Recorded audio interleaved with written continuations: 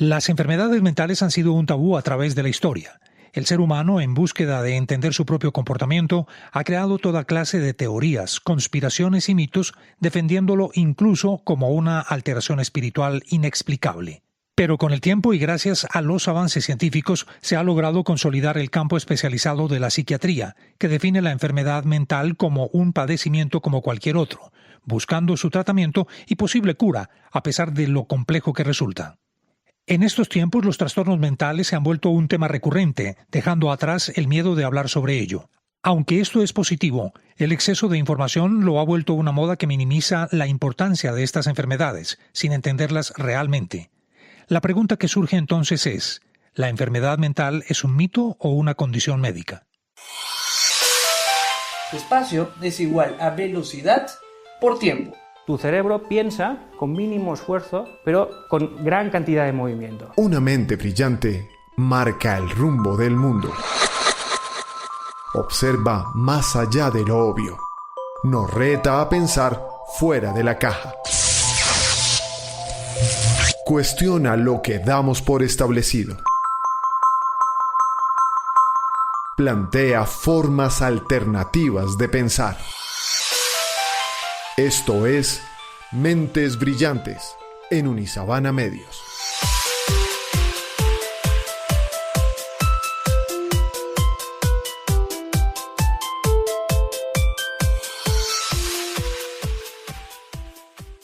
Soy William Calderón y esto es Mentes Brillantes, podcast de Unisabana Medios de la Facultad de Comunicación de la Universidad de La Sabana.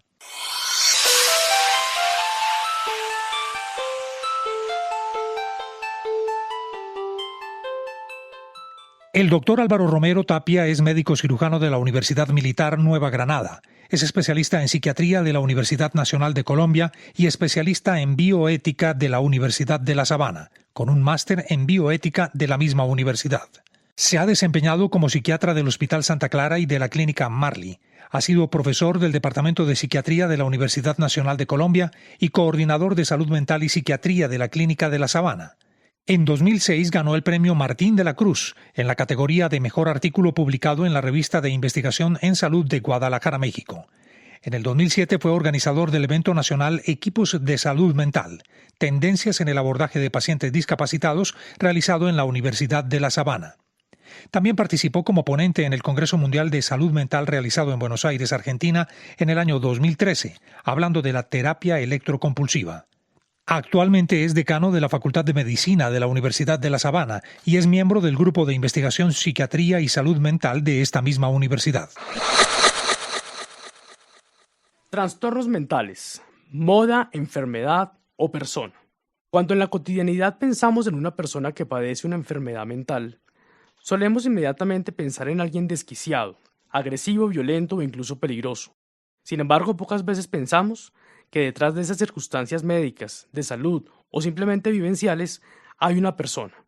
Esto con frecuencia puede tener como consecuencia que menospreciemos la atención de aquellos que padecen enfermedades, o que incluso podamos pensar que el psiquiatra o el psicólogo es un especialista en un diagnóstico de personas raras o quizás muy específicas que solamente se limita a la prescripción de medicamentos que en general tienen efectos secundarios severos o que muchas veces modifican la forma de ser de las personas y en ocasiones generan adicciones. Asimismo, podemos pensar que las enfermedades mentales son de algunos pocos o quizás es más un fenómeno de moda, un mito o simplemente un tema mediático que realmente se nos olvida que hace parte de la historia de la humanidad.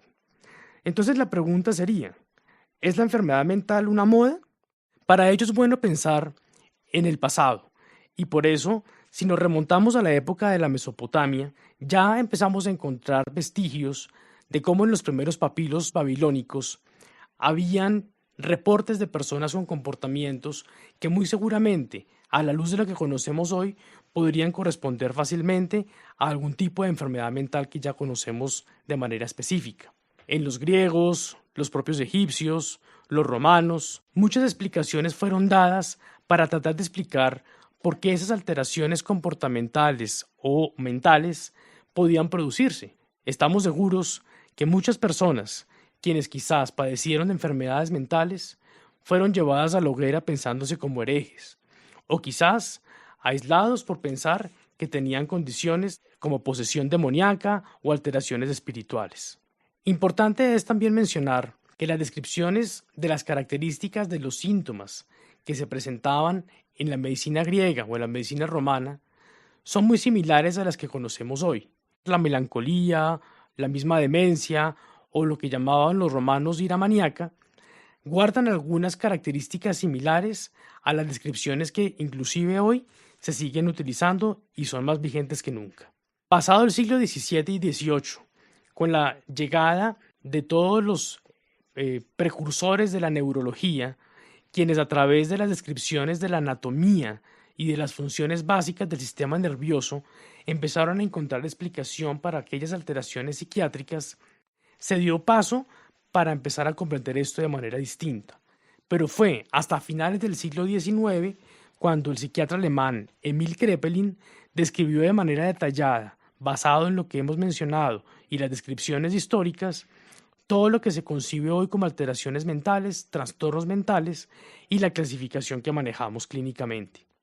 Más adelante, ya en 1950, con la aparición de las escuelas tan importantes y tan conocidas como el psicoanálisis o el conductismo, se dio otras fuentes de explicación a dichas alteraciones mentales. Sin embargo, fue hasta 1952 que empezamos a entender que las alteraciones definitivamente tenían una causa biológica, causada por alteración fisiológica en los neurotransmisores y que en buena medida explican por qué ese tipo de trastornos ameritan un tratamiento farmacológico que realmente puede modificar la enfermedad o al menos detener su progresión. Actualmente, las enfermedades mentales siguen siendo motivo de duda, pero lo que nos queda claro es que quizás esto más que una moda o un mito es una realidad que afecta no solamente a un grupo exclusivo de personas, sino que no respeta etnia, cultura, estrato socioeconómico, sino que realmente compromete a cualquier persona de la población general.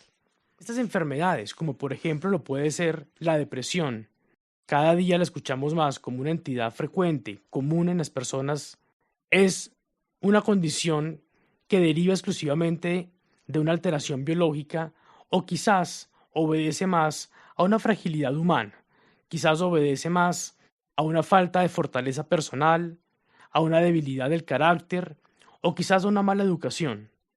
Por esta razón, resulta importante no minimizar la aparición de una enfermedad mental, que como sucede en el caso de la depresión, en los últimos años se ha comprendido de manera superficial, confundiéndola con falta de fuerza, de voluntad o simplemente una debilidad humana.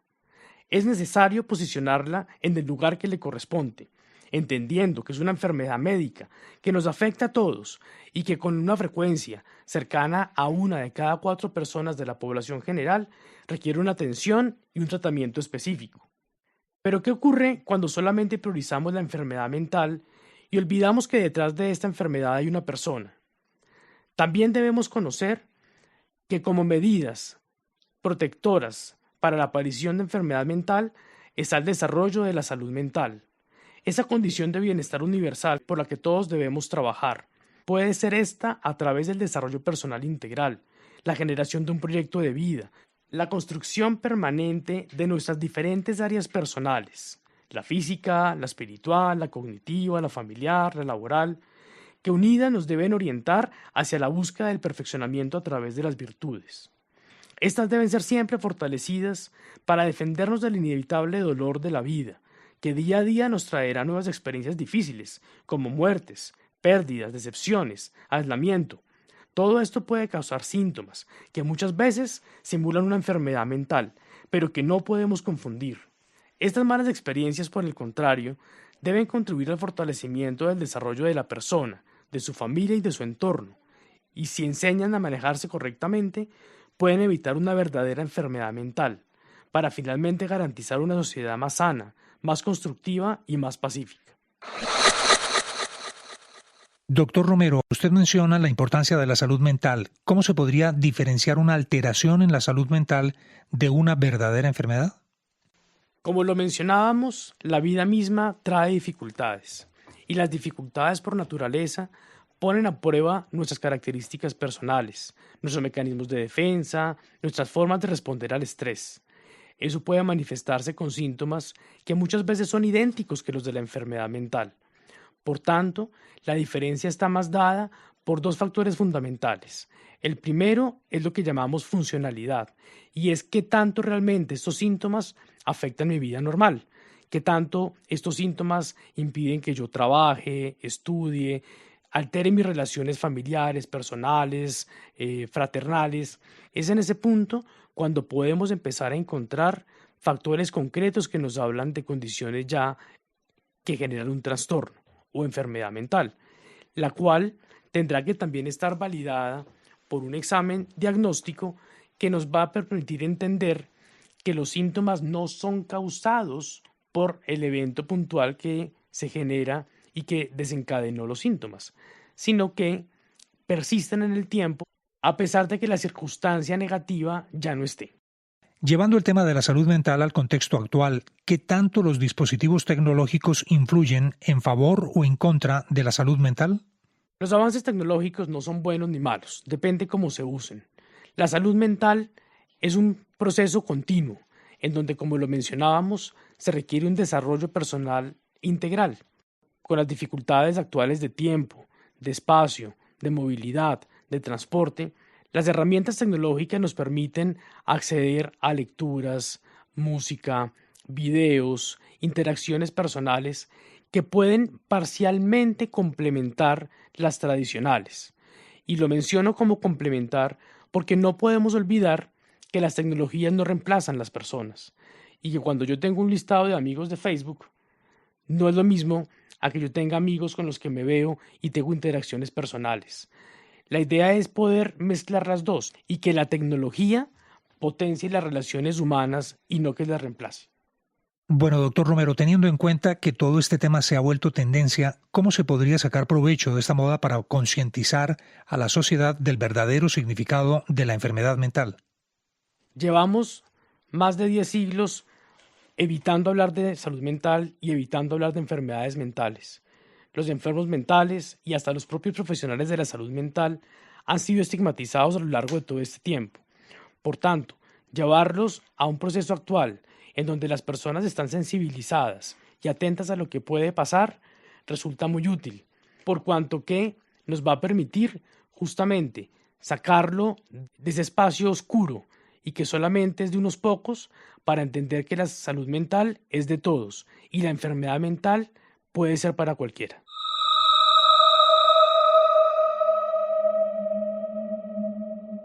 Mi mensaje central para los oyentes de Mentes Brillantes es que la mejor manera de prevenir las enfermedades mentales es priorizando los hábitos de vida saludable, que promuevan la salud mental y el desarrollo integral de la persona. Hasta aquí Mentes Brillantes de Unisabana Medios de la Facultad de Comunicación de la Universidad de La Sabana. Seguimos sus comentarios en Twitter, Instagram y Facebook con el nombre USM-Com-Sabana. La producción e investigación de este episodio estuvieron a cargo de Laura Valentina Mercado Hernández, estudiante de la Facultad de Comunicación de la Universidad de La Sabana. Puede escucharnos en las plataformas Spotify, iTunes, iVoox y Deezer. Espere nuestro próximo episodio.